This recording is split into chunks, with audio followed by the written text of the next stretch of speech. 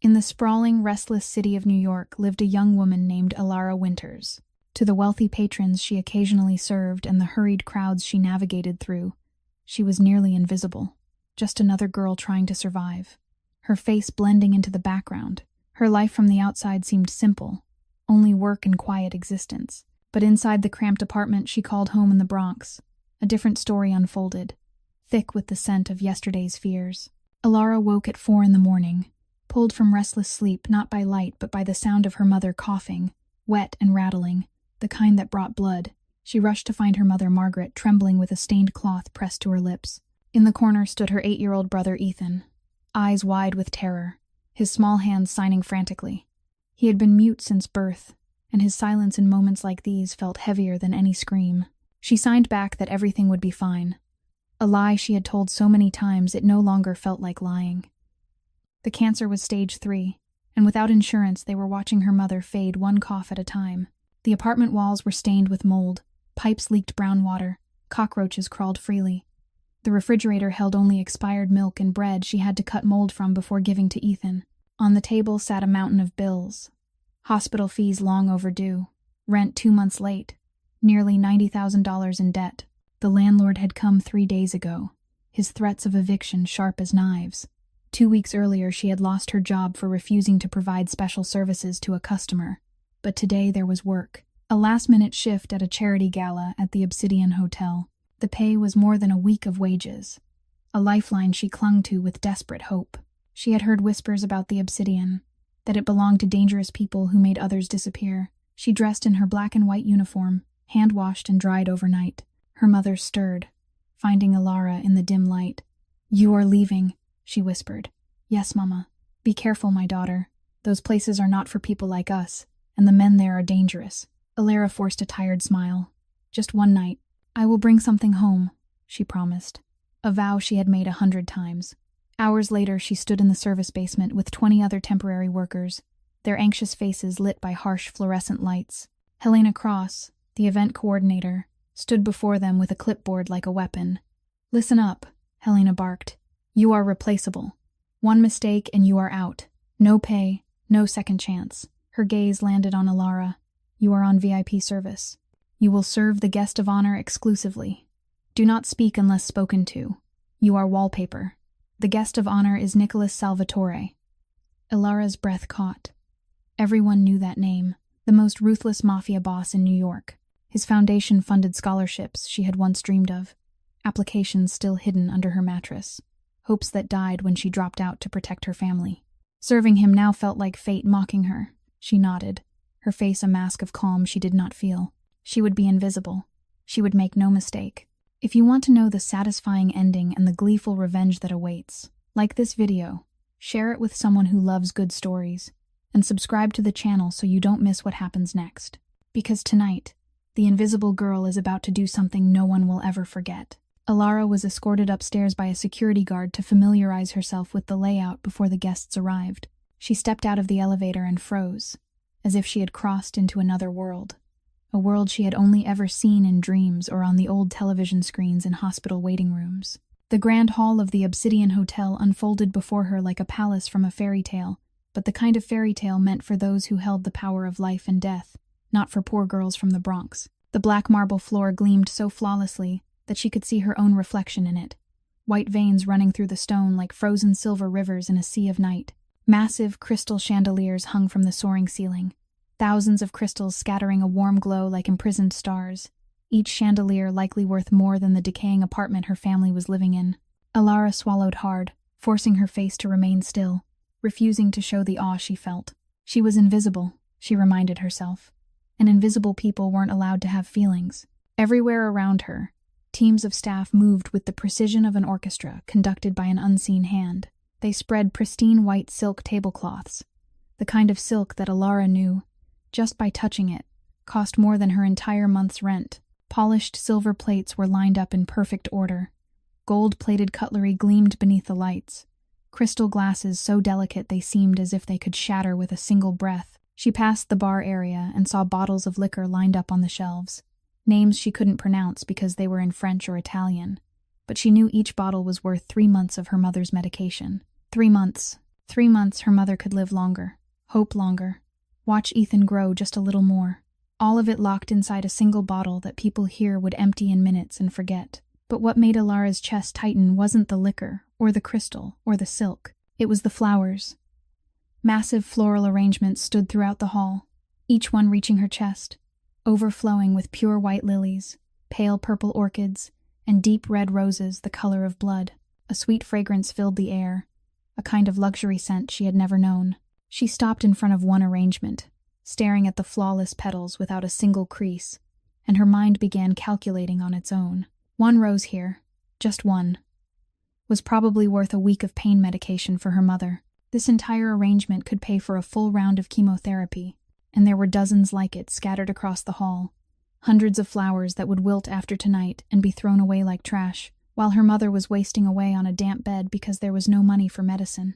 A surge of anger rose in Alara's chest, hot and bitter. She wanted to scream, to ask why the world was this unfair, why some people could throw money at decorative flowers while others had to choose between buying bread or buying medicine. But she swallowed the rage like bitter honey, because she knew anger wouldn't help. Anger wouldn't pay the debts. Anger wouldn't cure cancer. Anger would only cost her her job, and losing her job meant losing the last fragile lifeline she had. She kept moving, slipping between the other staff like a shadow. She watched the way they folded napkins into swans, the way they placed each glass exactly a hand's width apart, the way they inspected every fork for the smallest flaw, perfection taken to an obsessive extreme. She wondered if the people who would sit at these tables ever noticed that perfection, or if to them it was simply expected, like the sun rising each morning. Maybe that was the greatest difference between the rich and the poor, she thought. The poor were grateful for every scrap of bread, while the rich didn't even look at a feast. She stopped at the VIP table, the place she would serve tonight. It stood on a platform higher than the rest of the hall, like a throne gazing down upon its subjects. The chairs were upholstered in black velvet, tall, backed, and imposing, each one like a small throne for the kings and queens of the underworld. This was where Nicholas Salvatore would sit. This was where she would have to stand and serve, head bowed and silent, while the most powerful man in New York ate and laughed just a few steps away from her. Alara drew in a deep breath. She had stepped into paradise, but this was the devil's paradise, and she was nothing more than a tiny ant trying not to be crushed beneath expensive shoes.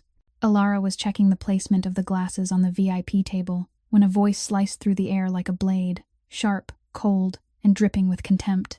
She turned her head and saw a woman enter the grand hall.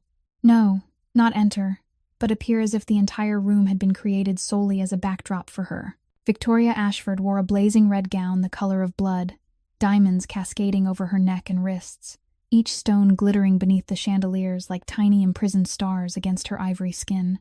Her golden blonde hair was styled into flawless waves that spilled over her shoulders, her face perfectly made up without a single flaw. Her red lips curved into a smile that Alara instantly recognized as fake. She was beautiful, breathtakingly so, but it was the cold beauty of a statue, perfect and lifeless. Trailing behind Victoria was a photographer clutching a professional camera and 2 makeup artists hovering like obedient puppies. Victoria stopped in the center of the hall, swept her gaze around, then frowned, irritation clearly etched on her face, as if she had just caught an unpleasant smell. "This lighting won't do," she declared, her voice echoing through the room. "It makes my skin look washed out. Fix it." A technician hurried over to adjust the lights, while Victoria stood there with her arms crossed, fingers tapping impatiently against her arm. She looked toward the stage where the speech would take place and strode forward with long, commanding steps. "I'll stand here when I introduce Nicholas," Victoria told the photographer. "3/4 angle, remember, not straight on. Straight on makes my nose look bigger. And when I hug him, shoot from the left. The left is my best side." She tested a few poses, tilting her head left then right, checking the shadows on her face as if this were a magazine photo shoot and not a charity gala. Alara stood motionless in a corner, watching in silence. She noticed that Victoria didn't glance once at the banners about underprivileged children hanging on the walls, didn't spare a second for the scholarship flyers laid out on the tables. To her, tonight wasn't a charity event. Tonight was the night of Victoria Ashford, and everything else was merely a prop. A young waitress accidentally passed by at the exact moment Victoria was posing, blocking the camera's view. Victoria spun around, her blue eyes icy and sharp. "Are you blind?" she hissed, her voice venomous. Or is your brain as empty as the tray you're carrying?"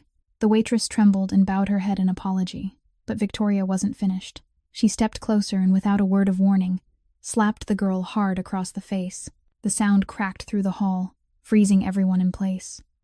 "Watch where you're going next time," Victoria said coolly, then turned away as if she had just brushed dust from her dress.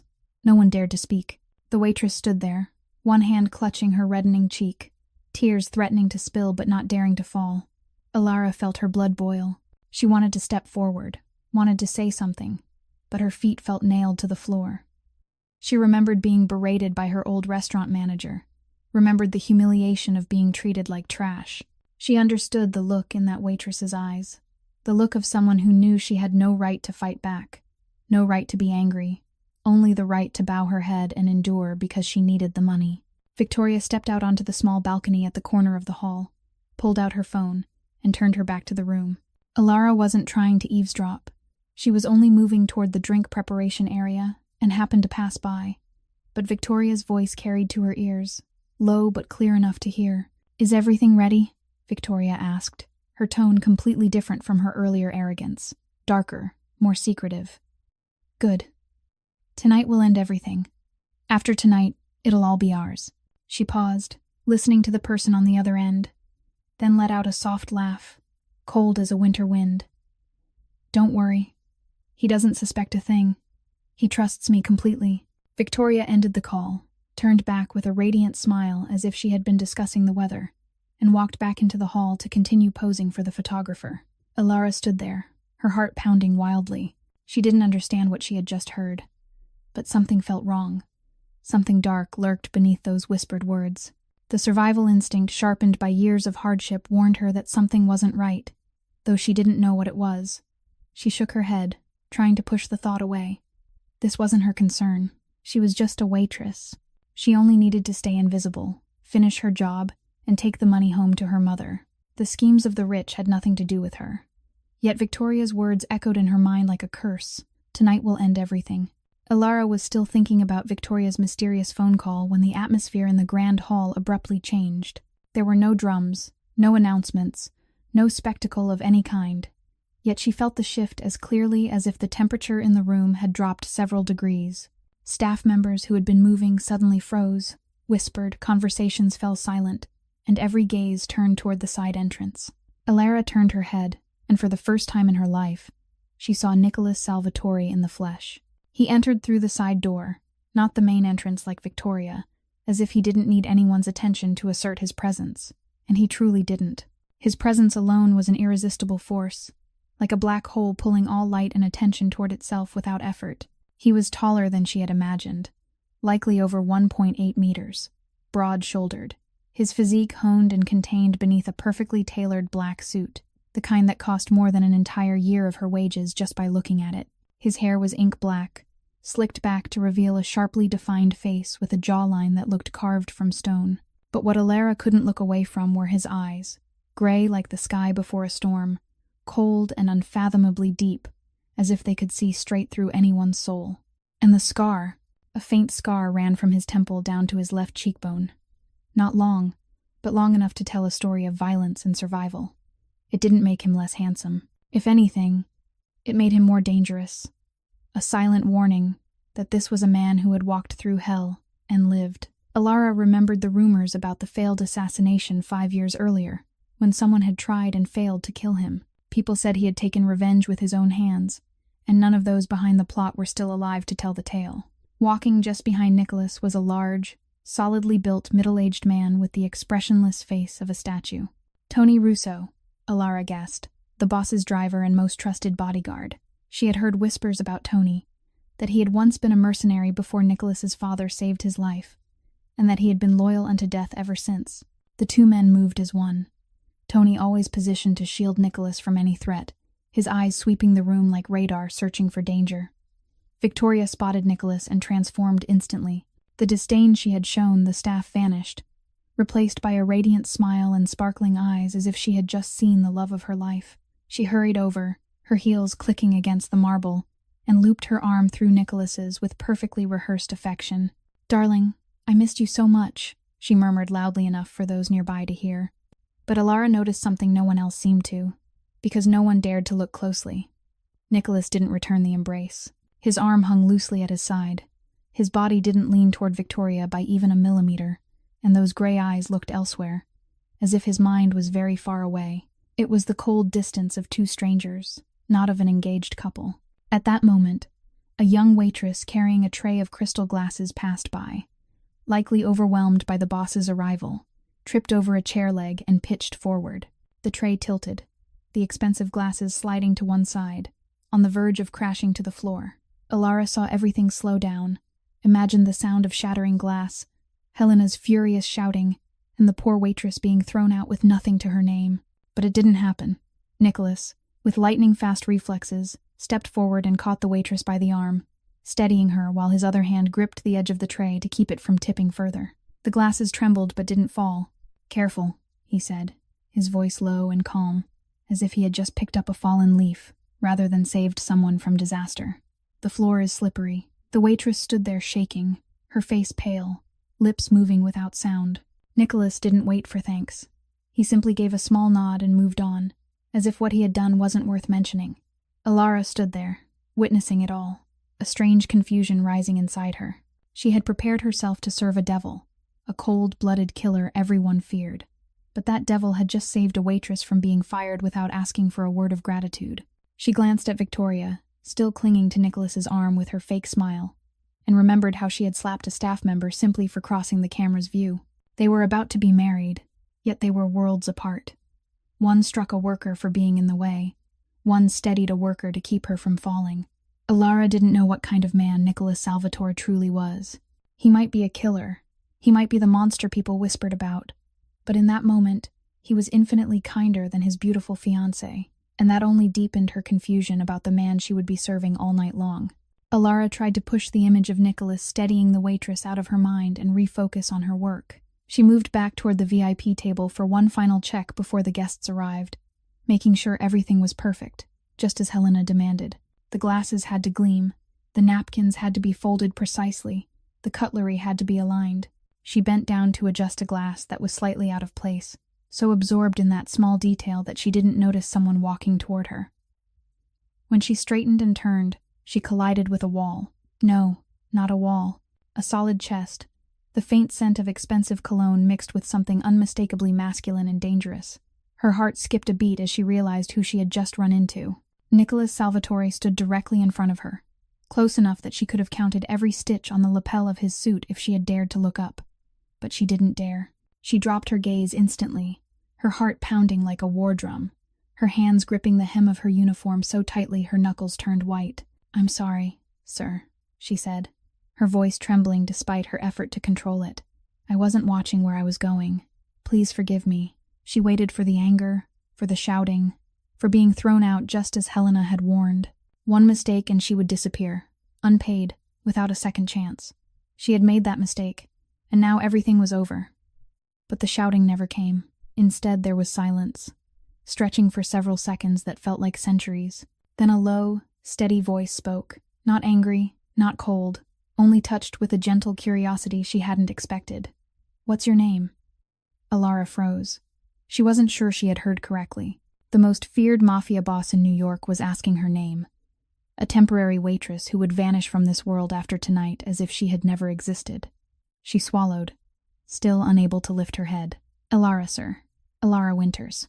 Her voice was barely above a breath, and she wondered if he could even hear it. "Alara," he repeated, and the way he said her name made it sound unfamiliar, almost melodic, as if he were tasting each syllable carefully. "Alara Winters." Then he said something she never could have anticipated, something that would carve itself into her memory forever. "Lift your head." She didn't react, thinking she must have misheard. "Lift your head," he repeated, his voice still calm but softened by something she couldn't name. "You don't owe anyone your gaze. Don't bow your head as if you're guilty." Alara slowly raised her head, as if her neck were rusted and every centimeter required effort. And then her eyes met his. Those gray eyes looked straight at her, not through her the way wealthy people usually did, but at her, truly seeing her as a person rather than a shadow. There was no contempt in them, none of the indifference she had learned to accept. There was only pure attention, as if in that moment she were the only person in the room worth looking at. The moment lasted only a few seconds, but to Alara it felt as long as an entire lifetime. She didn't know how to respond, didn't know what to say. No one had ever spoken to her like that before. No one had ever told her to lift her head instead of bowing it. Her whole life she had been taught to lower her gaze, to make herself small, to remain invisible. And now the most powerful man in this city, the man everyone feared, had told her not to bow her head. Nicholas gave a small nod, as if he had just completed some unspoken ritual, then walked away, leaving Alara standing in the glittering hall, with a heart beating rhythms she couldn't name. She watched his back disappear into the crowd of staff, and wondered whether she had just met a devil or an angel. Or maybe, just maybe, he was both. The grand hall of the Obsidian flared to life as the first guests began to arrive. Alara stood at her assigned position near the VIP table, a silver tray balanced in her hands, her face fixed in the professional, emotionless calm she had learned through years of serving. Inside, however, her mind still lingered on the brief encounter with Nicholas, his words echoing like a melody she couldn't shake. She didn't owe anyone her gaze. No one had ever said that to her before. No one had ever looked at her the way he had. She gave a small shake of her head and forced herself to focus. This wasn't the time to dwell on meaningless thoughts. She was here to work, to earn money, to save her mother, not to be unsettled by the gray eyes of a Mafia boss. Guests filed in one by one, expensive suits and glittering evening gowns, diamonds and gold catching the light of the chandeliers. They laughed, shook hands, exchanged polite embraces with smiles that never reached their eyes. Alara realized this wasn't merely a charity gala. This was a stage for the powerful, a place where silent deals were sealed with glances and subtle nods.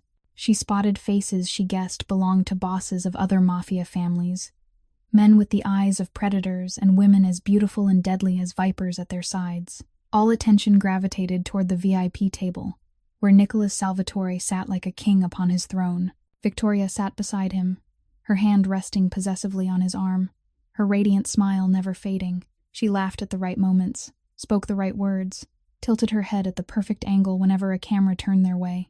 It was a flawless performance of the perfect fiancé. But Alara, who had survived by observing her whole life, noticed what the cameras missed, the slight shudder that ran through Victoria when Nicholas touched her, as if she were suppressing revulsion. The way her eyes skimmed past Nicholas, searching for someone else in the crowd. The way her smile vanished the instant no one was watching, revealing a face cold and calculating. Alara poured champagne into Nicholas's glass, lowering her head just enough to show respect, but not as deeply as she once would have. She remembered his words and kept her back a little straighter. He didn't look at her, absorbed in conversation with the man beside him, yet she sensed that he knew she was there. She poured for Victoria, who didn't bother to acknowledge her, as if Alara were nothing more than air, then moved to the place of the man Nicholas was speaking with, Marco Benedetti. Alara had heard Helena mention the name during the assignments. Salvatore's advisor, the most trusted man in the family. He appeared to be around 40, his hair threaded with gray, his face carrying the refined handsomeness of a gentleman. Yet something in his eyes unsettled her, a cunning hidden beneath the trustworthy exterior. As she poured champagne for Marco, she caught his gaze flick toward Victoria, swift as lightning but unmistakable. It wasn't the look of a man glancing at his boss's fiancée. It was the look of a lover, heated and full of desire. She continued to observe as she moved around the table like a shadow. The discreet touches beneath the tablecloth between Victoria and Marco when the fabric shielded them from view. A small slip of paper passed from Victoria's hand to Marco's as she pretended to reach for a napkin. The looks they exchanged whenever Nicholas turned away to speak with someone else, brief yet laden with meaning. Alara felt her stomach tighten. She wasn't foolish. She knew what she was seeing. Victoria Ashford, Nicholas Salvatore's beautiful fiancée, was having an affair with his right hand. Yet there was something more, a sense of unease she couldn't name. She remembered the phone call she had overheard earlier, Victoria whispering that tonight would end everything. She watched the way Victoria and Marco looked at each other, not with the eyes of secret lovers but with the eyes of conspirators waiting for something. Something was going to happen tonight. She felt it in the air, in the tension Victoria tried to mask behind her smile, in the way Marco kept checking his watch as if counting down to a critical moment. Alara told herself it wasn't her concern. She was just a waitress. She only needed to finish her job and go home to her mother and Ethan. The schemes of the powerful had nothing to do with her, but a small part of her, the part that had seen Nicholas steady the stumbling waitress, the part that had heard him say she didn't need to bow her head, felt a strange worry she couldn't explain. She shook it away. Nicholas Salvatore was a mafia boss. He had an entire army protecting him. He didn't need the concern of a poor girl from the Bronx. And she shouldn't care about his fate. She shouldn't care at all. Ilara's champagne tray was more than half empty, and she needed to return to the preparation area to fetch more. She dipped her head slightly to excuse herself from the VIP section and slipped through the crowd of guests with the practiced ease of someone used to moving unseen. The grand hall was now packed, laughter and conversation blending with the soft music from the band in the corner, the scent of expensive perfume mixing with alcohol and food.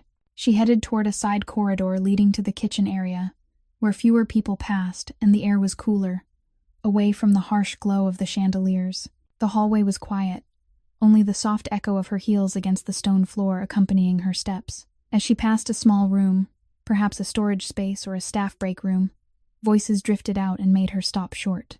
Marco Benedetti's voice, low and controlled, yet clear in the stillness of the corridor.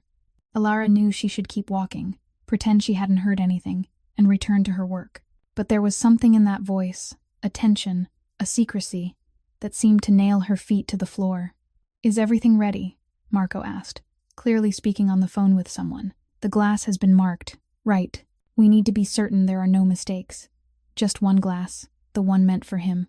Ilara held her breath, her heart pounding violently in her chest. She knew she shouldn't listen, shouldn't be here, but she couldn't move. Marco's voice continued, cold and calculating, as if he were discussing the weather rather than something far darker. "Ricin," Marco said, his voice lower, but Ilara could still hear because she stood close to the wall, her ear angled toward the slightly open door, colorless, odorless. After the speech, when he raises the glass for a toast, it'll be over. Sudden heart failure, a tragedy among the elite. No one will suspect a thing. Ilara's blood turned to ice. Ricin. She didn't know much about poison, but she knew enough to understand it could kill. And the glass was marked. The glass meant for him. Who was him? She knew the answer before she had time to think. There was only one man here referred to with that pronoun, spoken with such fear and reverence. Nicholas Salvatore. "Victoria knows the plan, right?" Marco asked, and Ilara felt her stomach twist violently. Victoria, the beautiful fiancée sitting beside Nicholas, her hand resting on his arm with practiced affection. She knew. She was part of this. "Good," Marco said. "After he's dead, everything will belong to her, and she'll belong to me. The Salvatore Empire will be ours. 10 years of waiting, 10 years of playing the loyal man, finally rewarded." Ilara heard footsteps inside the room, as if Marco were pacing back and forth. She had to get away. If he discovered she had heard this, she would die. She knew it with the same certainty that she knew the sun would rise the next morning. These people were planning to kill the most powerful mafia boss in New York. They wouldn't hesitate to eliminate an anonymous poor waitress. She stepped back slowly, carefully, trying not to make a sound, her heart racing so wildly she feared Marco might hear it. "Don't let Chef Carlo mess this up," Marco said, his voice sharpening. "Remind him. Only the glass with the green mark. No mistakes. After tonight, he'll have enough money to disappear from the country forever. Chef Carlo. The chef." Ilara carved the name into her memory, though she had no idea what she would do with it. She kept retreating, one step at a time, until she was far enough to turn and walk quickly toward the kitchen, forcing herself not to hurry too much, not to draw attention if anyone happened to see her. When she reached the drink preparation area, Ilara leaned against the wall, her hands shaking so badly she had to grip the counter to stay upright. What had she just heard? She had just become a witness to an assassination plot. Marco Benedetti, Nicholas's most trusted right hand, was planning to kill him with the help of Victoria, the fiancée he was about to marry. And a chef named Carlo would be the one to do it, slipping ricin into the champagne glass marked in green. The glass that she, Ilara Winters, the VIP server, would be the one to place into Nicholas Salvatore's hand. Ilara forced herself to calm down, breathing deeply and evenly until her heart no longer felt as if it might burst from her chest. She told herself she had misheard, that maybe Marco had been talking about something else, that she was being paranoid because of stress. But deep down, she knew she hadn't misheard. Every word Marco had spoken still echoed in her mind like a death knell. Ricin, the glass with the green mark, sudden heart failure. After the speech, she shook her head hard, as if she could drive the thoughts out by force. This wasn't her business. She was just a waitress. She had nothing to do with these powerful people and their dark schemes. She only needed to finish her job, take the money, and go home to her mother and Ethan. That was all. She stepped into the drink preparation area, where rows of expensive champagne bottles stood, neatly arranged, and gleaming crystal glasses waited to be filled. A man in a chef's uniform stood there with his back to her, doing something with a single glass set apart from the others. When he turned, Alara recognized Chef Carlo from the name tag on his chest. His face was tight with tension, sweat beading on his forehead despite the cool air. And when he saw Alara, he startled as if caught doing something wrong. "What do you need?" he asked, his voice dry and guarded. "I'm here to get more champagne for the VIP section," Alara replied, forcing her tone to remain steady. Chef Carlo nodded and stepped aside, but his eyes never left her until she picked up the prepared tray of drinks. Alara set the tray on the counter to inspect it, counting the glasses as she always did before carrying them out. And that was when she saw it. A glass placed at the center of the tray, no different from the others at first glance, champagne bubbling golden beneath the light. But when she lifted the glass to check for smudges, as Helena had instructed, she saw something that made her heart nearly stop. A small green sticker, no larger than a fingertip, affixed to the bottom of the glass in a spot no one would ever see unless they deliberately turned it over. The glass with the green mark. Marco's words thundered in her head. Only the glass with the green mark. No mistakes. Alara set the glass down, her hands shaking so badly she almost spilled it. This was the glass with the ricin, the glass that would kill Nicholas Salvatore, and she was the one who would carry it to him. She would be the unknowing instrument of murder if she hadn't overheard that phone call. She stood there, staring at the glass as if it were a venomous snake ready to strike at any moment. Her mind spun with 1,000 chaotic thoughts. What should she do? Who could she tell? Who would believe her? A poor, anonymous waitress, accusing the powerful advisor of a mafia boss. They would laugh in her face, or worse, they would kill her to silence her. Marco had an entire network of power within this family. He had played the loyal man for 10 years.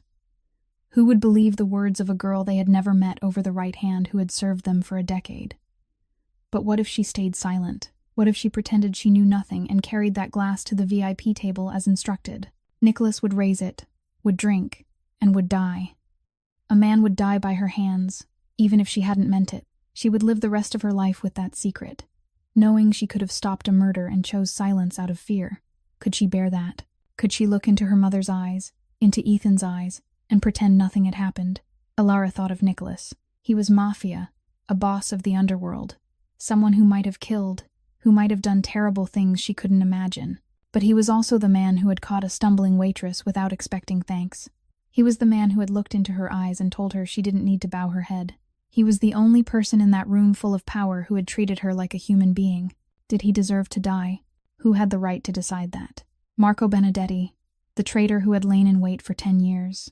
Victoria Ashford, the fake woman willing to kill her future husband to seize his empire. She looked down at her hands that had worked relentlessly her entire life to support her family, hands that had held her mother through nights of pain, hands that had taught Ethan sign language when the boy was alone in his silent world. These hands would become the hands of a killer if she delivered that glass to Nicholas. Even if she hadn't poisoned it, even if she hadn't known, she would still be the final link in this murder plot, and she couldn't accept that. But if she acted, she would lose everything. Tonight's pay, her job, perhaps even her life. Her mother would have no money for medicine.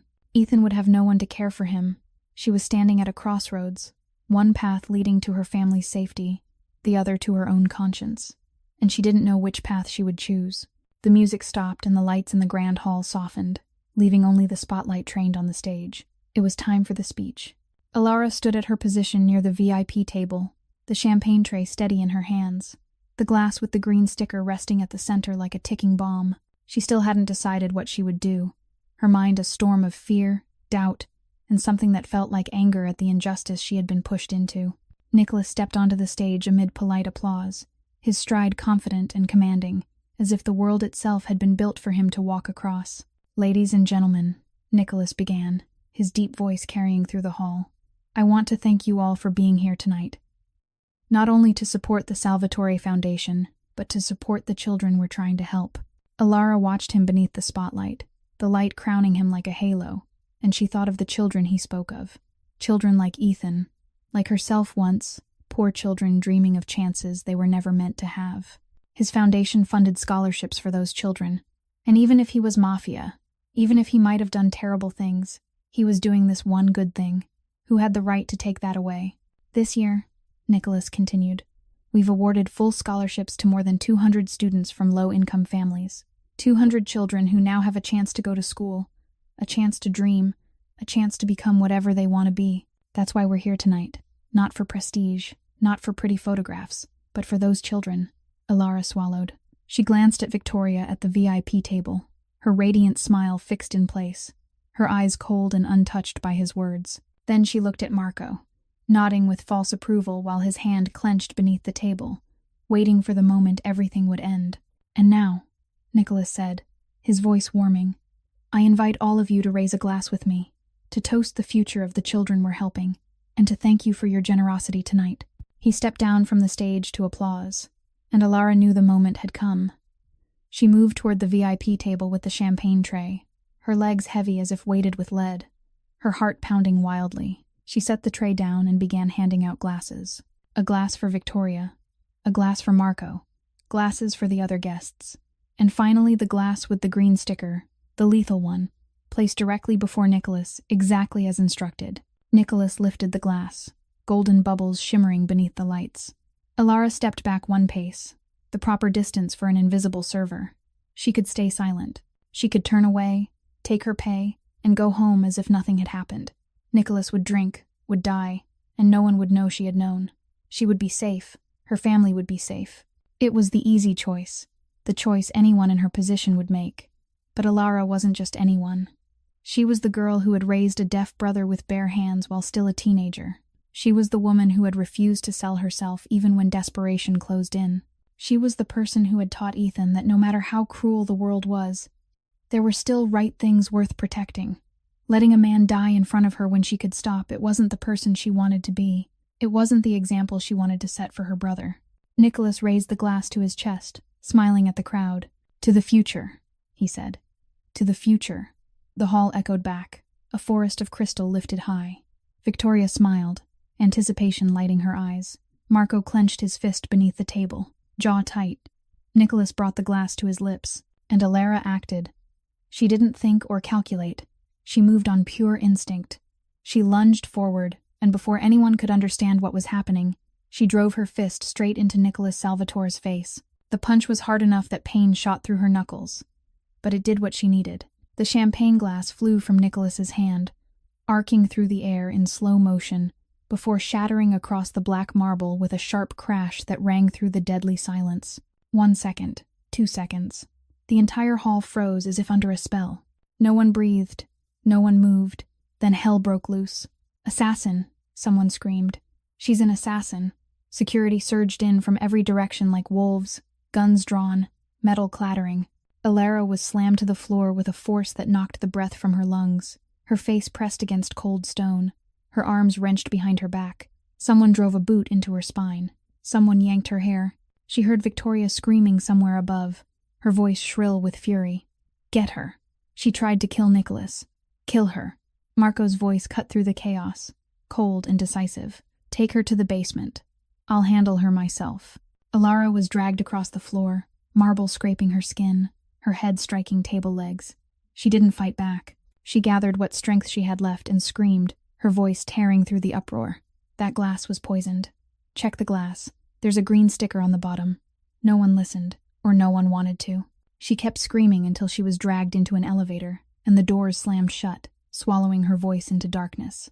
The basement room was freezing and pitch black, lit only by a single bare bulb casting a dull yellow glow over a metal chair positioned at the center. Alara was shoved into the chair with enough force that she nearly fell, her hands cuffed tightly behind her back, cold metal biting into the skin of her wrists. She tasted blood in her mouth from the split lip she'd suffered when she was slammed to the floor in the grand hall, and one side of her face was swelling from where it had struck a table leg. But she didn't cry. She'd learned not to cry when she was very young. From nights when her stepfather came home drunk and took his rage out on her mother, from days of hunger so sharp her stomach cramped while she still smiled at Ethan so he wouldn't be afraid. Tears didn't solve anything. Tears were a weakness she couldn't afford. The door opened and Marco Benedetti walked in, followed by 2 guards built like walking walls. He removed his suit jacket and rolled up the sleeves of his dress shirt as if preparing for physical labor, the yellow light carving harsh shadows across his face. "Close the door," Marco ordered, and the door slammed shut behind the guards, leaving her alone with the man she knew wanted Nicholas dead. Alone with the man who now certainly wanted her dead as well. Marco pulled another chair close and sat facing her, so near she could smell his expensive cologne mixed with whiskey. He studied her for a long moment, his dark eyes alight with the cruelty she had sensed beneath his polished exterior earlier that evening. Then he spoke, his voice disturbingly gentle. "Who sent you here?" "No one," Elara replied, her voice hoarse but steady. "I'm just a waitress." Marco nodded as if considering her answer, then without warning, slapped her across the face. The blow snapped her head to the side, her ears ringing for seconds as the taste of blood deepened in her mouth. "Don't play games," Marco said, his tone still mild, as if he'd merely asked about her health instead of striking her. "Who do you work for?" "Ricci. Colombo. Or someone out of Chicago sent you." Elara lifted her head and looked straight into his eyes despite the pain throbbing through her face. "I don't work for anyone. The champagne glass was poisoned. You need to check it." Marco laughed, the sound cold and empty. "Poison." He stood and began to circle her like a predator stalking prey. A poor waitress from the Bronx suddenly knows about poisons and assassination plots. Fascinating. How stupid do you think I am? He stopped behind her, and Elara felt his breath against her neck, cold as air from hell. "I'll ask you one last time," Marco whispered beside her ear. "Who sent you? Give me a name and I'll let you die quickly. Refuse, and I'll make you beg for death for hours." Elara swallowed, her heart pounding like a war drum, but she refused to let fear show on her face. "No one sent me. I heard you on the phone in the hallway. You talked about the marked glass, about ricin, about killing Nicholas after the speech. I saw the green sticker under the glass. I know what you're doing." Marco froze for a moment, the silence turning thick enough to cut. Then he stepped back in front of her, his face twisted with rage, all traces of refinement gone. "You heard me?" he hissed. "How much did you hear?"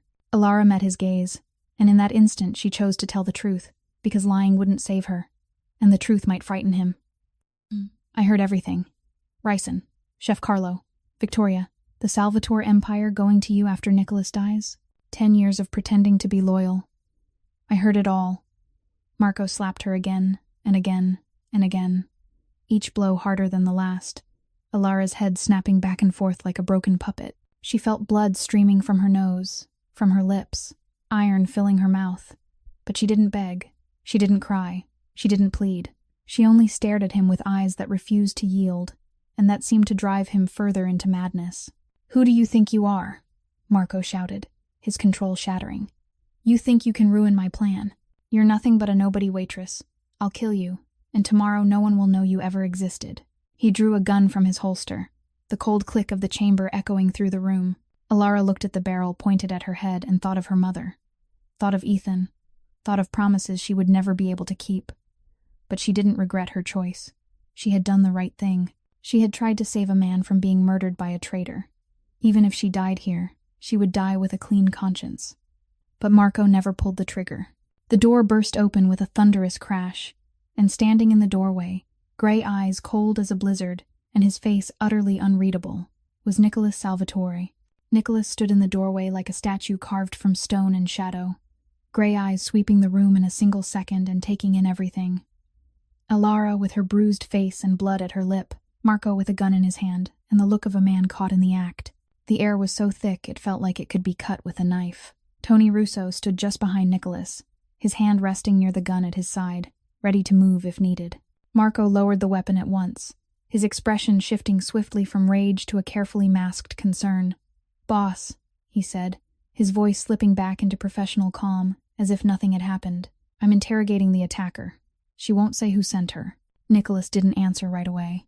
He stepped into the room, each footfall heavy against the cold concrete, and stopped between Marco and Elara like a wall made of flesh and will. "Leave," he said, his voice low and even, but carrying a weight that allowed no argument. Marco blinked, surprise, flashing briefly across his face before disappearing. "Boss, she's dangerous. Let me handle it." "Leave," Nicholas repeated, this time turning to look directly into Marco's eyes, and Alara saw Marco shudder despite his effort to hide it. "I'll handle this myself." Marco hesitated for a heartbeat, his gaze sliding toward Alara with a silent threat. Then he bowed his head. "Yes, boss." He walked out, his shoulders rigid, and the door clicked shut behind him. Nicholas motioned for Tony to stand at the corner of the room, then pulled the chair Marco had used and placed it in front of Alara. He sat down, resting his hands on his knees, and studied her in silence for a long moment. Alara met his gaze, her face throbbing, the taste of blood still in her mouth. But she didn't lower her head. She remembered what he had told her earlier and kept her back straight even though everything inside her was screaming with pain and exhaustion. He looked at her as if trying to read a book written in a language he had never seen, gray eyes deep and unreadable. "You punched me," Nicholas finally said. Not a question, but a statement. "In front of 300 people. You punched the most powerful mafia boss in New York, in front of 300 people." Alara nodded. There was nothing to deny. "Why?" he asked, his voice still calm but edged with genuine curiosity. "Because you were about to die," Alara answered, her throat dry and her voice hoarse but every word clear. "That champagne glass was poisoned. There was a green sticker on the bottom to mark it. I heard someone talking about the marked glass and the plan to poison you after the speech." Nicholas didn't react, his face still carved from stone, but Alara caught something flicker in his eyes. Interest perhaps, suspicion perhaps, or both. "Where did you hear this?" he asked. "In the hallway," Alara said. "When I went to get more champagne. Someone was on the phone in a small room. I heard them talk about ricin, about the glass with the green mark, about you dying from sudden heart failure so no one would suspect anything." "Who said it?" Alara hesitated. She remembered Marco's voice, remembered his words, but she also knew Marco was Nicholas's right hand, the most trusted man in this family. If she accused him and Nicholas didn't believe her, she would die. But if she said nothing and Nicholas didn't know who the real enemy was, he would remain in danger. "I didn't see a face," she finally said, choosing to hold back part of the truth. "I only heard a man's voice, but I saw the green sticker. I saw it myself when I checked the glass before bringing it out. It was under the base, no bigger than a fingertip, green. You can check. The broken glass is still on the floor in the hall." Nicholas watched her a moment longer, gray eyes digging as if searching her soul for lies. Alara didn't look away, because she had nothing to hide, because she was telling the truth, and because if he intended to kill her, she had already done everything she could. "Why?" Nicholas asked softly, almost a whisper. "You don't know me. I could be a monster. I could have killed people. Why risk everything for someone like me?" Alara was silent for a moment, considering the question. "Because no matter who you are," she finally said, "no one deserves to die by betrayal. And because..." She hesitated, searching for the right words. "You were the first person who looked me in the eye and told me I didn't need to bow my head." Something shifted in Nicholas's gaze, just for an instant, like a hairline crack forming in eternal ice. Then he stood, pulled out his phone, and turned away from her. "Tony," he said, "have someone collect the fragments of the champagne glass from the hall. Every piece, especially anything with a green sticker on the bottom. Send them for testing immediately. I want results within 2 hours." Tony nodded and left to carry out the order. Nicholas turned back to Alara, and this time there was something different in his eyes, not entirely cold anymore. "If you're lying," he said slowly, "I'll bury you myself. But if you're telling the truth," he paused as if weighing the words, "if you're telling the truth, I'll owe you my life." Then he walked out, leaving Alara alone in the freezing basement with a fragile hope that the truth would save her, and the fear that it might not be enough. 2 hours passed like 2 centuries. Alara sat in the freezing basement, her hands still cuffed behind her back, her body aching from Marco's blows. Yet her mind was strangely clear. She thought of her mother lying in a hospital bed waiting for her to come home. Thought of Ethan, who was probably awake and watching the door with worried eyes. Thought of everything she would lose if Nicholas didn't believe her. But she also thought of what she had done, of choosing what was right instead of what was safe. And no matter the outcome, she didn't regret it. The door opened, and Nicholas walked in with Tony, his face still as unreadable as stone. But in his hand was a file she guessed held the answer to her fate. Nicholas sat down on the chair in front of her, opened the file, and read in silence. Alara watched him, trying to read the result from his expression, but his face was an impenetrable wall. Then he looked up, gray eyes fixed on her, and spoke in an even, low voice. "Ricin. The champagne glass contained ricin, a dose strong enough to kill a healthy adult within 24 hours. The symptoms would mimic sudden heart failure. No one would suspect anything. You told the truth. Alara let out a breath she hadn't realized she was holding and felt as if an invisible weight had lifted from her body. She wasn't going to die, at least not today. But Nicholas wasn't finished. He turned to the next page of the file, and his voice grew colder, sharper, like a blade being honed. We checked the security cameras. Every corner of the hotel has cameras, including the drink preparation area. Alara felt her heart quicken as he continued. The footage shows Chef Carlo setting aside a single champagne glass with a green sticker on the bottom, separated from the others. And 30 minutes earlier, the hallway cameras recorded a man entering a storage room and making a phone call. He paused and looked at her with eyes she couldn't read. You said you didn't see his face, but the cameras did. It was Marco Benedetti. Alara wasn't surprised, but hearing Nicholas confirm what she already knew still sent a chill through her. Marco, Nicholas's right hand, the most trusted man in the family, was the one trying to kill him. She saw Nicholas grip the file so hard the papers crumpled, and for the first time she saw a crack in his controlled exterior. There's more, he said, his voice sounding like it came from hell. We reviewed all the footage from tonight. Marco and Victoria met in private 3 times in blind spots they believed were not covered. They kissed. They exchanged documents. Their accomplices. Victoria, the beautiful fiancée with the false smile and ice-cold eyes. Alara wasn't surprised. She had seen the looks they shared during the gala, the secret touches beneath the table. But what Nicholas said next truly stunned her. Tony dug deeper, he said, his voice lowering like the growl of an approaching storm. Bank accounts, encrypted messages, hidden transactions. Marco has been transferring money to Victoria for 5 years. They've been planning this for a long time, waiting for the right moment. Then Nicholas stopped, and Alara saw something in his eyes she had never seen before. Pain. A deep, ancient pain, like a wound that had never healed. But that's not the worst of it, he said, his voice tightening. Tony found proof that Marco was the one who leaked my father's location to the Ricci family 10 years ago. My father was assassinated in an ambush, and for 10 years I hunted the traitor. For 10 years I wondered who sold my father out. And for those 10 years, Marco stood beside me, comforted me, pretended loyalty, while he was the one who killed my father. Alara looked at Nicholas, and for the first time, saw him not as a terrifying mafia boss, but as a man facing the most brutal betrayal imaginable. The man he trusted most, the man his father trusted most, was the one who murdered his father, and was now trying to murder him. For 10 years he held me while I cried at my father's funeral, Nicholas said, his voice distant. For 10 years he swore loyalty to me in blood. For 10 years he looked me in the eye and called me the son he never had. And it was all a lie. Nicholas stood abruptly and turned his back to Alara, his shoulders rigid, his fists clenched at his sides. He stood there in silence for a long time, and when he turned back, his face had returned to its familiar cold mask, but his gray eyes were no longer frozen. They burned with a fire Alara knew would consume everyone who had betrayed him. Tony, Nicholas said, his voice cold as steel. Unlock her cuffs. Get her medical care and a clean room. She's my guest from now on.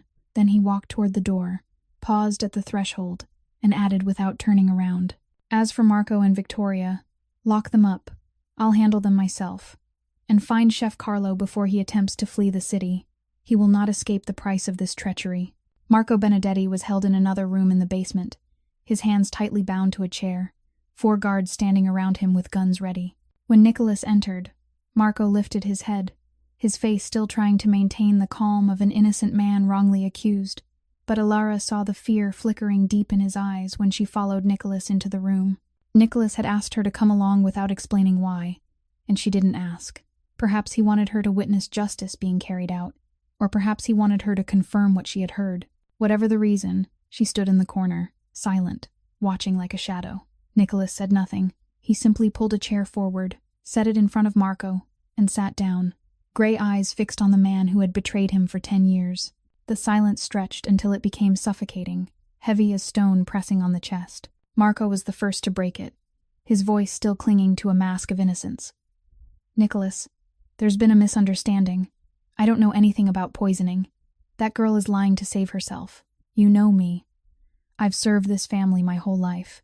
I served your father the same way I served you. Nicholas didn't respond. He reached into his jacket, took out a photograph, and placed it on the table in front of Marco. Alara couldn't see the image clearly, but she saw Marco's face drain of color when he looked at it. "My father," Nicholas finally said, his voice low and slow like water dripping in a cavern. "My father trusted you more than anyone. You were the only one who knew his location that night. You were the only one who could have sold that information to the Ricci family. And for 10 years, you stood beside me, pretending grief, pretending loyalty, while my father's blood was still on your hands." Marco opened his mouth to speak, to deny, to explain, but Nicholas raised his hand, and Marco fell silent as if his throat had been crushed. "I don't need to hear you," Nicholas said, his voice cold as ice. "I have proof. Bank transfers, encrypted messages, statements from the men you paid to pass information to Ricci. I know everything. And do you know what hurts the most?" He paused, leaning forward, gray eyes burning like twin pits of fire. "It isn't that you tried to kill me tonight. It's that for 10 years, every year on my father's birthday, you went to his grave with me and laid flowers. Every year you looked me in the eye and said you'd never stop hunting the man who killed my father. And we both know you were staring into a mirror." Marco began to tremble, the last mask of composure finally shattering, revealing a coward facing death. "Nicholas," he stammered, "please listen to me. I didn't have a choice. Your father wouldn't understand. There were things I had to do to survive." "Survive." Nicholas repeated the word as if it were something foul. "You killed my father to survive. You pushed a 26-year-old into the role of boss of the largest underworld empire in New York without guidance to survive. You watched me struggle, suffer, and carry everything alone for 10 years to survive." Nicholas stood, drew the gun from his holster with slow, deliberate movements. Marco screamed, begged, tears streaming down his twisted face in terror. Nicholas didn't listen. He raised the gun, aimed it straight at Marco's head, and spoke in a voice devoid of emotion. "You had 10 years to live. That's 10 years more than you deserved." A single gunshot rang out, sharp and final, and Marco Benedetti collapsed, his betrayal finally paid in blood. Alara stood in the corner, unblinking, unmoving. She had witnessed a killing, yet she felt no horror, only the sense that a brutal kind of justice had been carried out. Nicholas walked out of the room with the gun still in his hand, and Alara noticed his hand trembling slightly, something no one else would have seen. He had just killed the man who had been his surrogate father for a decade. Even if that man was a traitor, that wasn't easy, no matter who he was. Victoria was dealt with differently. She was the daughter of Frank Ashford, the Chicago Mafia boss, and killing her would have meant war between families. Instead, Nicholas sent all the evidence of her plot to her father, along with video footage of Victoria kissing Marco and discussing the plan to kill Nicholas. Frank Ashford, a man who valued honor above all else, disowned his daughter immediately. Victoria was stripped of all power, all money, all protection from the Ashford family. She was expelled from New York that very night, left with nothing but the clothes she wore and a burning hatred in her eyes as she looked back at Alara one last time before disappearing into the darkness. 3 days passed since that fateful night. 3 days during which Alara stayed in a luxurious room at the Obsidian Hotel, treated by a private doctor for her injuries, served meals she had never dared to dream of. Yet every night she woke with worry for her mother and Ethan, wondering if they were all right, wondering when she would be able to go home. Nicholas had sent word to her family saying she was safe and would return soon, but she still couldn't rest easy. On the afternoon of the 3rd day, Tony knocked on her door and said the boss wanted to see her. Alara followed him through long corridors, into an elevator, and finally stopped before a large oak door leading to the private office of Nicholas Salvatore. The room was vast, with windows of glass stretching from floor to ceiling, overlooking all of Manhattan, afternoon sunlight pouring in and casting bands of gold across the polished wood floor. Nicholas stood with his back to her, gazing out at the city below, his silhouette dark against the blue sky. When he heard the door close, he turned, and Alara noticed the weariness in his gray eyes, as if he hadn't slept much in the past 3 days either. "You saved my life," Nicholas said, without preamble or polite formalities. "No one does that without a reason. What do you want?" Alara stood there, her hands clenched at the hem of her clothes, and considered the question. She could ask for money. She could ask for enough to pay off the debts, to buy medicine for her mother, to send Ethan to a good school. Nicholas would certainly give it to her, because his life was worth more than any amount of money. But something inside her rejected that thought, rejected the idea of taking money as a reward for doing what was right. "I don't want anything," she finally said, her voice soft but firm. "I just want to go home to my mother and my brother." Nicholas raised an eyebrow, a flicker of surprise crossing his usually unreadable face. "Your mother has stage 3 cancer. Your brother is deaf from birth. You owe nearly $90,000. You're about to be evicted, and you're saying you don't want anything." Alara froze. "You know," she said, not as a question. "I know everything about the people around me," Nicholas replied, walking toward her with slow, measured steps. "I know you lost your job because you refused to sell yourself. I know you punched a Mafia boss in front of 300 people knowing it could get you killed. You're the strangest person I've ever met, Alara Winters." He stopped in front of her, and from this distance she could see the tired lines on his face, the shadows beneath his eyes, and something like genuine curiosity in his gray gaze. He held out a thick envelope. $100,000, he said. "Enough to clear your debts and take care of your mother for a year." Alara looked at the envelope, at the sum that could change her life, then slowly pushed it back toward him. "I can't take that. It's too much, and I don't want to owe you anything." Nicholas looked at her as if she'd spoken a language he didn't understand. "This is the first time in my life someone has refused my money," he said, his tone carrying a trace of something like amusement. "So what do you want?" Alara drew a deep breath, gathering the courage to say what she truly wanted. "A job," she said, meeting his eyes. "A real job. Let me take care of my family with my own work, not with charity or gratitude. I don't need handouts. I need an opportunity." Nicholas was silent for a long moment, his gray eyes studying her with an expression she couldn't read. Then he nodded slowly, as if making an important decision. "You have sharp eyes," he said. "You see what no one else sees, and you have the courage to act. I need those eyes. I need that honesty." Alara didn't know what she was stepping into, but she knew this was the only chance she had, and she wouldn't let it slip away. "Yes," she said, her voice steadier than ever. "I agree." Ilara's life changed completely in just a few short weeks. She became the personal assistant to Nicholas Salvatore, a position she had never dared to dream of, with a salary of $15,000 a month and comprehensive medical insurance for her entire family. On her first day at work, she stood in her new office on the top floor of the Salvatore Holdings building, looking out over Manhattan spread wide below, and wondered if this was all a dream. Only a few weeks earlier, she had been standing in a damp apartment in the Bronx, counting every coin to buy stale bread for her brother. Now she stood among glass walls and expensive furniture, with a completely different future opening in front of her.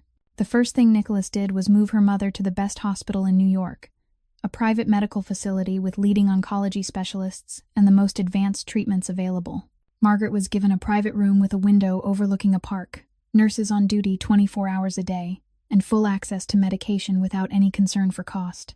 The first time Alara visited her mother in the new hospital, Margaret cried, not from pain but from happiness, because for the first time, she could fight the illness without fearing that she was dragging her daughter into an abyss of debt. "My brave daughter," Margaret said as she held Alara's hand, her voice trembling with emotion. "You saved a man and you saved our whole family." Ethan was accepted into the best school for deaf children in the city, a place with specialized programs and professionally trained teachers. The 8-year-old boy had friends like him for the first time, children who communicated in sign language, and Alara saw her brother's eyes light up in a way she had never seen before. He was no longer alone in his silent world. Their family moved into a new apartment that was clean and safe, with 2 bedrooms and a fully equipped kitchen. No mold, no crawling roaches, no rusted pipes. For the first time in her life, Alara had a room of her own, small but completely hers. Working beside Nicholas wasn't easy, but she found herself enjoying it in a strange way. She managed his schedule, arranged meetings, accompanied him to important events, and most of all, she observed, Nicholas needed her sharp eyes, her ability to notice details others overlooked, and she didn't disappoint him. In a meeting with business partners, she noticed one man constantly glancing at his phone with nervous tension, and later Nicholas discovered he was secretly communicating with a rival. At a charity event, she spotted a guest with unusual behavior, and Tony was able to stop a thief who planned to take advantage of the occasion. She worked next to Nicholas every day and gradually saw both sides of him. In meetings with enemies, he was cold and ruthless, gray eyes sharp as steel, and a voice that could make the most powerful men tremble. But when he visited the orphanage funded by the Salvatore Foundation, she saw him sit on the floor playing with children, a rare smile softening the hard lines of his face. He quietly donated millions of dollars to a children's hospital without anyone knowing, signed large checks for scholarships for poor students without asking for thanks. The devil everyone feared was also doing good things, even if he hid them as though they were weaknesses. She also learned about his past through fragments Tony revealed without meaning to. His mother left when he was 10, leaving him with a strict father and a vast criminal empire. His father was assassinated when he was 26, forcing him into the role of boss far too young, making him learn to be hard and ruthless to survive in a world with no room for weakness. He carried the entire empire on his shoulders for 10 years, with no one to lean on and no one to trust, until Marco's betrayal left him even more alone. Alara looked at him and no longer saw a devil. She saw a lonely man, strong but deeply scarred, and she wondered if anyone had ever truly seen him the way she now did. The following weeks passed, and Alara began to realize that something was changing between her and Nicholas, something she didn't dare name but couldn't deny. It began with small things, moments others might overlook, but she never did. The way he looked at her a little longer than necessary when she reported the morning schedule. The way he always made sure there was a cup of hot coffee waiting on her desk when she arrived, even though he never admitted he was the one who put it there. The way he asked about her mother every day, not out of social courtesy but because he genuinely wanted to know. And the way he remembered her mother's name, remembered what Ethan liked to eat, remembered the small details of her life she didn't even recall telling him. One afternoon, Alara picked Ethan up from school and brought him to the office because there was no one to watch him. She worried Nicholas would be annoyed, since this was a professional workplace, but he only nodded and said it was fine.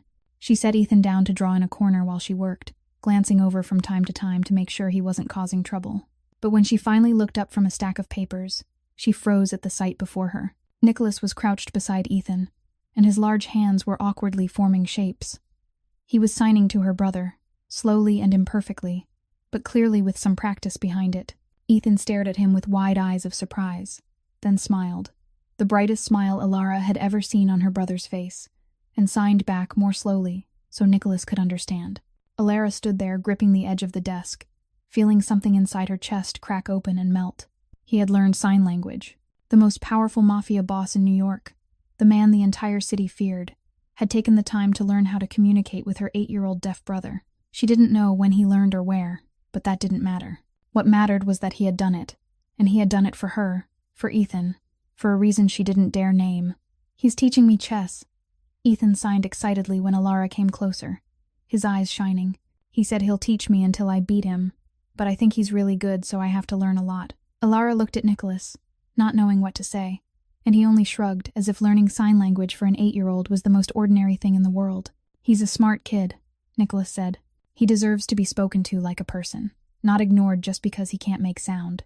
That night, after taking Ethan home and making sure he was asleep, Alara returned to the office to finish some unfinished work. She didn't expect Nicholas to still be there, standing by the window looking out at the city at night, a glass of whiskey in his hand that he didn't seem to be drinking. She stopped at the doorway, about to turn back, but he saw her in the reflection of the glass. "Come in," he said without turning around. Alara stepped inside, standing a few steps away, silently looking out at the glowing Manhattan skyline below. "Why did you do that?" she finally asked, her voice barely a breath. "Why did you learn sign language for Ethan?" Nicholas was silent for a long moment, and when he spoke, his voice was deeper than usual, softer than usual. "Because I was a child no one saw too. My mother left. My father was too busy with his empire. I grew up in a house full of people, but no one really talked to me." He turned to her, gray eyes meeting hers with a sincerity she had never seen before. "Ethan is a part of you, and you," he paused as if searching for the right words. "You're the first person in 10 years who's made me want to be better." Alara felt her heart pounding so hard she thought he might hear it. He had just called her you, not she, not Alara, but you, a small word carrying an entire world of meaning. She looked at him standing there, city lights painting shadows across his face, and realized she wasn't afraid of him anymore. She didn't see a devil anymore. She only saw a lonely man, wounded and scarred, still trying to do good in his own way. Nicholas stepped closer, each movement slow as if he feared she might run. He stopped right in front of her, close enough that she could feel the warmth of his body, could smell the faint mix of his cologne and whiskey. "May I?" he asked softly, and she knew he was asking permission, even though he was a man who never asked anyone for anything. She didn't answer with words, only nodded slightly, and he bent down and kissed her. The kiss was gentle and trembling, as if she were something precious he was afraid to break. His lips were warm and soft, nothing like the cold, hardened image he showed the world. Alara closed her eyes and let herself sink into the moment when an invisible girl from the Bronx was kissed by the most powerful man in New York. Not because she had saved his life, not out of gratitude, but because of something real and deeper, something neither of them dared name anymore but could no longer deny. Happiness was as fragile as morning dew, and Alara should have known that darkness never spares those who dare to reach for the light. 2 weeks after their first kiss, she and Nicholas were slowly building something neither of them dared to name. Late dinners in the office, conversations that stretched deep into the night, stolen kisses when no one was watching. She felt happy in a way she had never believed she was allowed to feel. But someone refused to let her keep that happiness. Victoria Ashford, though exiled and disowned, hadn't forgotten her hatred. From exile in a distant city, she followed every piece of news about Nicholas and the new woman by his side, the poor former waitress who had destroyed everything she had built, and she wanted revenge. That afternoon, Alara went to pick Ethan up from school as she always did, unaware that 2 black cars had been following her since morning. The moment she took her brother's hand and stepped out of the school gate, everything happened too fast for her to react. A car screeched to a stop in front of them. 2 men in black rushed out, one clamping a drug-soaked cloth over her mouth, while the other restrained Ethan as he struggled.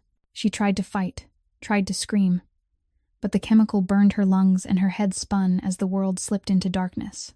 The last thing she saw before losing consciousness was Ethan's terrified eyes and his small hands signing desperately, calling for his sister. When Alara woke up, she was lying on cold concrete in an abandoned warehouse, her hands tied behind her back and her mouth sealed with tape. Her head throbbed and her body shook from cold and fear. Where was Ethan was the first thought cutting through the pain. She scanned the room in panic and sagged with relief when she saw him curled in a corner, also tied but seemingly unharmed. He looked at her with red, swollen eyes, tears streaming down his face. And when he saw she was awake, he tried to sign with bound fingers. "Sister, I'm scared." The warehouse door opened and a figure stepped inside, high heels clicking against the concrete. Victoria Ashford stood there, no longer glamorous like the gala night, but gaunt and unhinged. Blonde hair tangled, blue eyes burning with hatred. She looked at Alara like something to be crushed underfoot. "You ruined everything for me," Victoria hissed, her voice trembling with rage. "My money, my position, my future, all for a cheap serving girl. Now I'll ruin everything Nicholas loves, starting with you." At Salvatore Holdings, Nicholas received a call from Ethan's school, saying no one had come to pick the boy up and they couldn't reach Alara. His heart clenched as he called her, and heard only ringing into nothingness. He called Tony, every contact he had, and within an hour he knew the truth. Security cameras near the school showed the abduction. 2 black cars, 4 men, Alara and Ethan taken.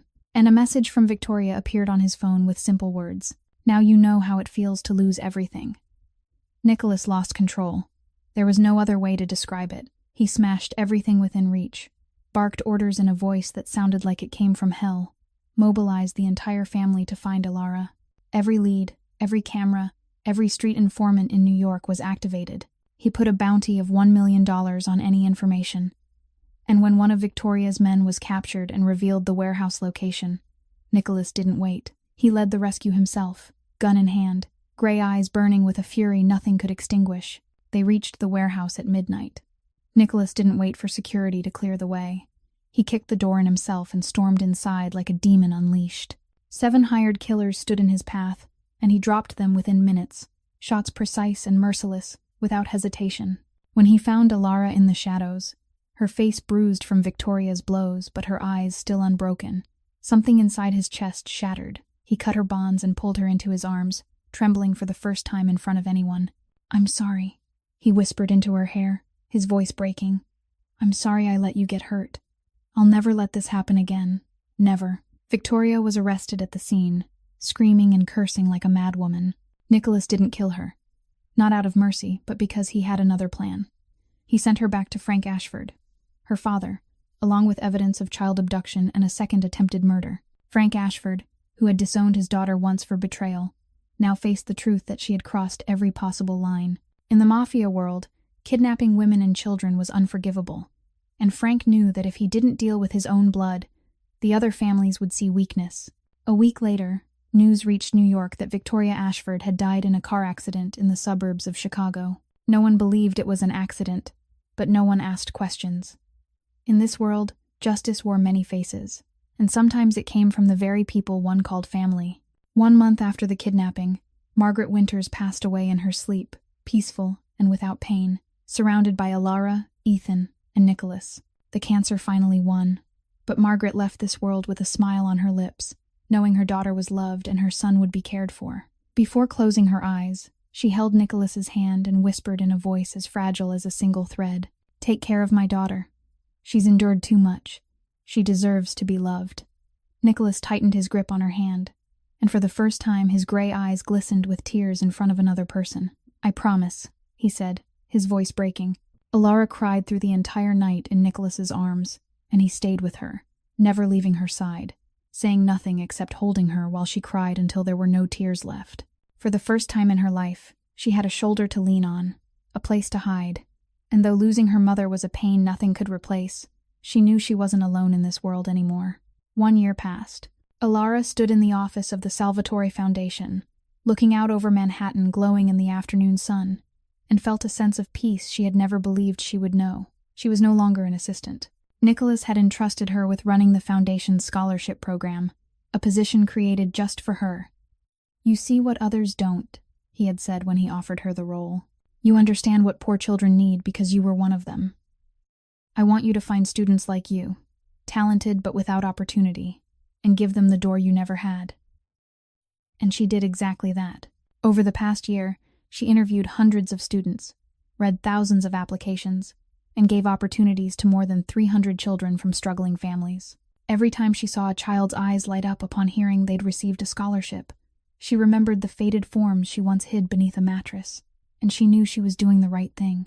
Ethan was now 9 years old, a cheerful and confident boy, top of his class and surrounded by friends. He called Nicholas brother Nico in sign language, and the bond between them always made Alara smile. Nicholas taught Ethan chess every Sunday night, and the boy had begun beating him in a few games, something Nicholas pretended to be annoyed by but was secretly proud of. The old damp apartment in the Bronx was now only a distant memory. They lived in a warm house with a small garden where Alara planted roses in memory of her mother, and Ethan had his own room filled with books and toys. That evening, Nicholas took Alara to the rooftop of the Salvatore Foundation building, where a small garden bloomed beneath the sunset. He'd prepared a quiet dinner for just the two of them, candles flickering, red wine poured, Manhattan spreading below them like a carpet of light. Alara looked at him in surprise, wondering what special occasion she'd forgotten. Nicholas led her to the railing overlooking the city, then turned to her with gray eyes softer than she'd ever seen. 1 year ago, he began, his deep voice steady in the still air.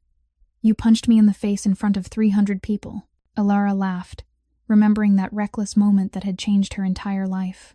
"It was the most painful punch I've ever taken," Nicholas continued. "But it was also the punch that saved my life. You gave me a chance to live. And more than that, you gave me a reason to live." He dropped to one knee, pulled a small black velvet box from his pocket, and when he opened it, Alara saw a diamond ring sparkling in the candlelight. "You taught me there's still goodness in this world, that there are still people willing to do the right thing even when it costs them everything. You taught me how to trust again, how to love again. Alara Winters, will you be my wife?"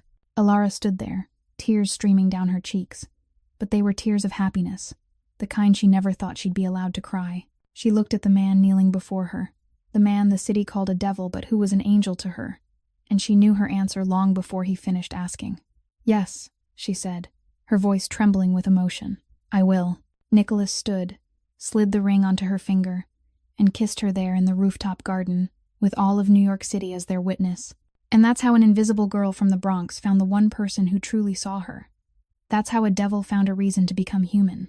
That's how a love born from darkness came to shine brighter than any light in the city that never sleeps. This story teaches us that sometimes the right thing is also the hardest thing to do, but if we have the courage to act according to our conscience, life will find a way to reward us. Alara had nothing but honesty and courage, and those were the very things that changed her entire life. She didn't beg, didn't plead, didn't sell her dignity even in her darkest moments, and when opportunity came, she took it with her own hands. The greatest lesson of this story is that no matter how poor you are, no matter how much you're looked down upon, you still have the right to choose who you become. And that choice, not money or status, is what truly defines you. Thank you for listening to this story all the way to the end.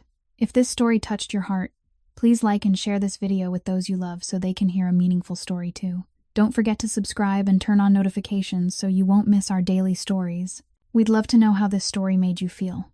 Have you ever faced a difficult choice between safety and doing the right thing? Have you ever met someone who changed your life the way Nicholas changed Alara's? Please share your thoughts and stories in the comments below, because we truly want to hear the voices that come from deep within your hearts. And because every story deserves to be told and heard, I wish all of you watching this video good health, a joyful life, and peace each day. No matter how hard life gets, always remember that after the rain, the sky clears, and sometimes miracles come from the places we least expect. Thank you once again. Goodbye, and I'll see you in the next video.